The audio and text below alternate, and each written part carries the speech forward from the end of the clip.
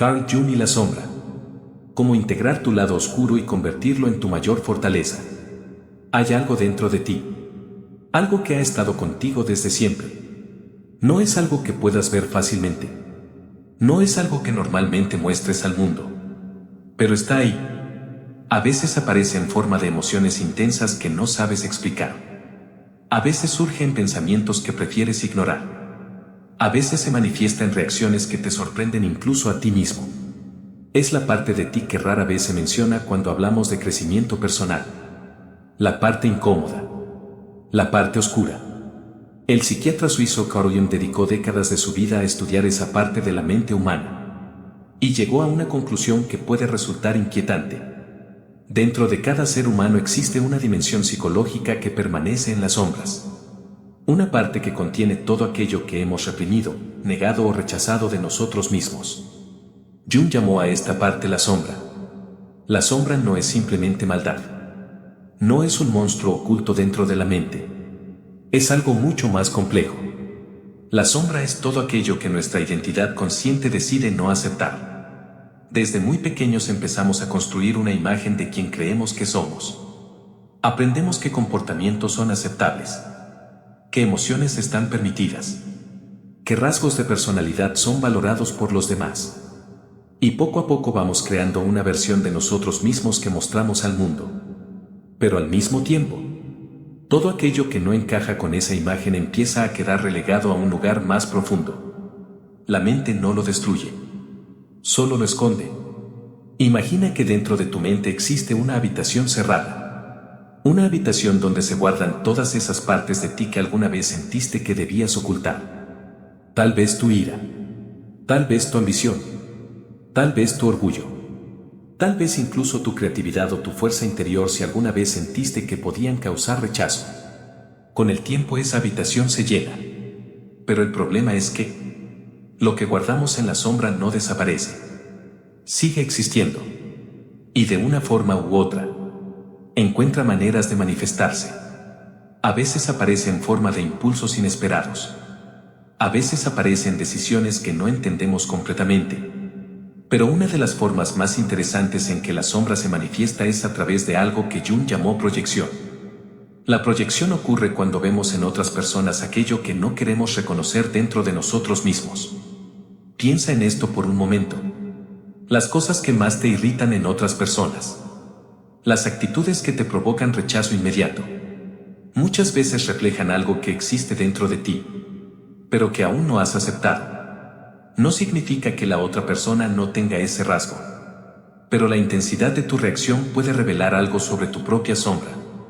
Por ejemplo, una persona que ha reprimido profundamente su propia agresividad puede percibir agresividad en todas partes. Una persona que nunca ha aceptado su deseo de poder puede sentir un fuerte rechazo hacia quienes buscan liderazgo o influencia. Es como si la mente proyectara hacia el exterior aquello que no quiere ver en su interior. Pero Jung no veía la sombra como un enemigo. De hecho, creía que enfrentarse a la sombra es uno de los pasos más importantes en el crecimiento psicológico de una persona. Porque la sombra no solo contiene aspectos negativos. También contiene energía. Potencial. Partes de nosotros que alguna vez fueron reprimidas pero que podrían convertirse en fortalezas. Piensa en cuántas personas han aprendido a reprimir su ambición porque alguien les dijo que era algo egoísta. ¿Cuántas personas han aprendido a ocultar su carácter fuerte porque alguien les dijo que era demasiado intenso? ¿Cuántas personas han reprimido su creatividad porque alguna vez fueron criticadas? Todas esas partes terminan en la sombra. Y cuando permanecen reprimidas durante demasiado tiempo, pueden transformarse en frustración o resentimiento. Pero cuando una persona empieza a explorar su sombra, ocurre algo muy diferente. Empieza a descubrir partes olvidadas de sí misma. Empieza a entender por qué ciertas emociones aparecen. Empieza a reconocer aspectos de su personalidad que antes negaba. Este proceso puede ser incómodo, porque significa aceptar que no somos perfectos. Significa aceptar que dentro de nosotros existen contradicciones. Pero también significa algo liberador. Porque cuando reconoces tu sombra, dejas de ser controlado por ella de forma inconsciente. Jung creía que este proceso forma parte de algo mucho más grande. Un proceso que él llamó individuación. La individuación es el camino hacia convertirnos en quienes realmente somos. No en la máscara que mostramos al mundo. No en la versión de nosotros mismos que fue moldeada por expectativas externas. Sino en una versión más completa y auténtica de nuestra propia naturaleza. Este proceso implica integrar diferentes partes de nuestra personalidad. La luz y la oscuridad. La razón y la emoción. La fortaleza y la vulnerabilidad. Cuando esas partes empiezan a integrarse, la persona se vuelve más equilibrada, más consciente de sí misma, más auténtica. Pero hay algo importante que Jung entendió. Integrar la sombra no significa actuar impulsivamente o justificar comportamientos destructivos. Significa reconocer las emociones y comprenderlas. Significa aceptar que somos capaces de sentir ira, pero aprender a canalizarla de forma constructiva. Significa aceptar que tenemos ambición, pero utilizarla para crear algo positivo. Significa reconocer nuestros impulsos, sin permitir que ellos nos controlen. Cuando esto ocurre, la sombra deja de ser un lugar oscuro lleno de conflictos. Se convierte en una fuente de energía psicológica, una fuente de creatividad, de fuerza, de autenticidad. Porque cuando una persona deja de esconder partes de sí misma, empieza a sentirse más completa, más real, más libre. Jung decía algo profundamente revelador. Hasta que hagas consciente lo inconsciente, dirigirá tu vida y lo llamarás destino. Muchas veces pensamos que nuestras reacciones, nuestras emociones o nuestros conflictos internos son simplemente parte del destino. Pero Jung creía que muchos de esos patrones tienen raíces en la sombra, en partes de nosotros que aún no hemos comprendido completamente.